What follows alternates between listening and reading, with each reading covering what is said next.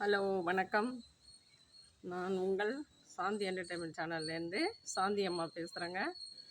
திரும்பவும் இன்னைக்கு பதிவு வந்து அந்த ஜாதகமும் சாமியாரும் தான் பேச போகிறேன். தயவு செஞ்சு உங்கள் குழந்தைங்களுக்கு வரன் தேடுறீங்கன்னா புரோக்கர்கிட்ட கொடுங்க, தகவல் மையத்தில் பதிய வைங்க, ஒரு தடவைக்கு 4 தடவையாக போய் பாருங்கள், ரிலேஷன்கிட்ட சொல்லி வைங்க.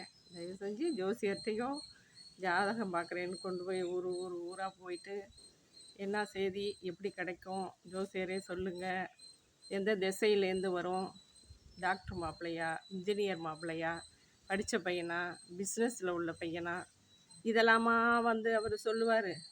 ஓரலாக சொல்லுவாருங்க, குத்து மதிப்பாக சொல்லுவார். அது உங்களுக்கு கிளிக் ஆச்சுன்னா ஆஹா ஜோசியர் சொன்னது நடந்து போச்சு அப்படின்னு நினைப்பீங்க. கிடையவே கிடையாது. உங்களுக்குன்னு எது அமையுதோ அதுதாங்க அமையும். நமக்கு என்ன இருக்குது கடவுள் போட்டிருக்கானோ அதுதான் நடக்கும். நம்ம எல்லா ஊரும் தேடி போனாலும் நமக்கு பிஸ்னஸ் மாப்பிள்ள தான்னா பிஸ்னஸ் தான், இல்லை கவர்மெண்ட் ஜாப்பு, இல்லை ஐடி கம்பெனி, என்ன நமக்கு செட் ஆகுதோ அதுதான் ஆகும். அதுக்காக ஜோசியரை வந்து முழுசாக நம்பாதீங்க. நம்ம போய் ஜோசியர்கிட்ட போய் தான் அவர் ஃபேமஸாக ஆயிடுறாரு. அப்பாயின்மெண்ட் கொடுத்தா தான் பார்க்க முடியும். ஏங்க இந்த வேலை?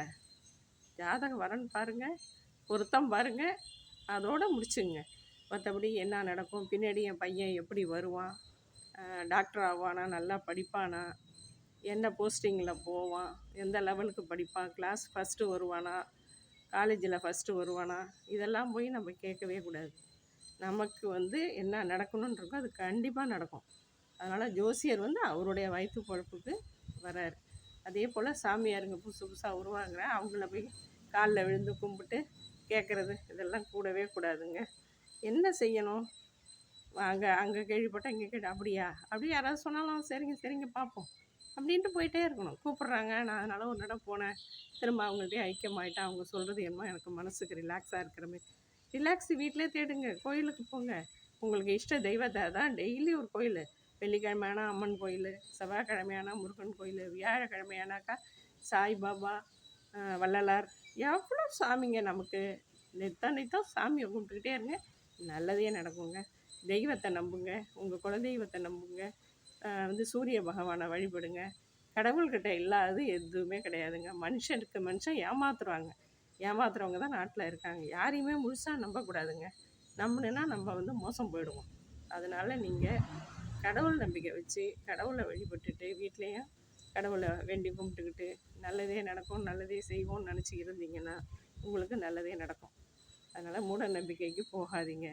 படித்தவங்க இருக்காங்க, படிக்காதவங்களும் இப்படி பண்ணுவாங்கன்னா படித்தவங்களும் இப்படி தாங்க பண்ணுறாங்க. படித்தவங்க படிக்காதவங்க பாமர மக்கள் எல்லாமே போய் அந்த சாமியார் காலில் விடுறது.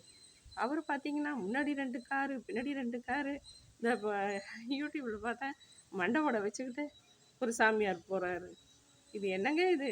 மண்டவோட வச்சது தான் ஃபேமஸாக ஒரு இது மாதிரி கார்ட்டூன் மாதிரி இருக்குது அவரை பார்க்குறதுக்கு. இந்த மாதிரிலாம் நாட்டில் வந்து சம்பாதிக்கிறதுக்கு என்னென்னமோ வேஷம் போடுறாங்க. நம்ம எங்கே இந்த வேஷத்தெல்லாம் நம்பணும்? நம்ம உழைப்பு நம்ம கையில் இருக்குது. நம்ம வீட்டுக்காரர் என்ன சம்பாதிக்கிறாரோ அதை வச்சு அழகாக நிர்வாகம் பண்ணுங்க. எந்த விதமான சலனமும் இல்லாமல், மனசில் வந்து எந்த விதமான பிரச்சனையும் இல்லாமல் நிம்மதியாக குடும்பத்தை ஓட்டினீங்கன்னா நீங்கள் நல்லா ஆரோக்கியமாக இருக்கலாம். பிள்ளைங்க நல்லாயிருக்கும். நல்ல வரனை தேடுங்க, நல்ல வேலையில் இருப்பாங்க. உங்களை நீங்கள் நம்புங்க. என்னுடைய வீடியோ பார்க்குறவங்க தொடர்ந்து பாருங்கள். அப்போ தான் நான் போடுற வீடியோலாம் 1 by 1 உங்களுக்கு வருங்க. இதே மாதிரி உங்களுக்கு நல்ல ஆலோசனையை கொடுக்குறேன். அடுத்த பதிவில் பார்க்கலாம். டாட்டா பாய்.